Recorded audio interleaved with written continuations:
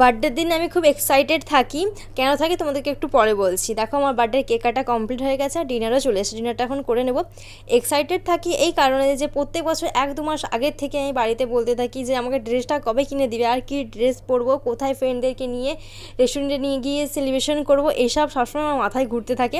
আর ভাইকে বলি ভাই আমাকে কিছু গিফট দে তুই, তো এবারেও আমাকে গিফট করেছে, আগেরবারেও গিফট করেছিল, সেই গিফটগুলো তোমাদের সঙ্গে আমি শেয়ার করে দেবো। বার্থডের আমি অনেক ব্লগ তোমাদের সঙ্গে শেয়ার করেছি, তোমরা চাইলে দেখে নিতে পারো যে বার্থডেতে আমরা কীভাবে আমি সময় কাটিয়েছি। আর আমার কাছে তো যে সময়টা কাটিয়েছি সেই সময়টা আমার কাছে অনেক স্পেশাল। তোমরা তোমাদের বার্থডে দিনটা কীভাবে সেলিব্রেশন করো, তোমরা এক্সাইটেড থাকো কি না আমার মতন 1-2 মাস আগের থেকে, অবশ্যই আমাকে কমেন্ট করে জানাবে, আমিও জানতে চাই। শুধুমাত্র নিজেরটাই বললাম, কিন্তু যারা আমার ব্লগ দেখো তাদেরও কথা জানা আমার খুবই ইচ্ছে করে যে তোমরা কীভাবে কাটো, অবশ্যই আমাকে কমেন্ট করে জানাবে। আমার মিনি ব্লগগুলো ভালো লাগলে অবশ্যই চ্যানেলটিকে সাবস্ক্রাইব করে দেবে, সাবস্ক্রাইব করতে একদম ভুলবে না।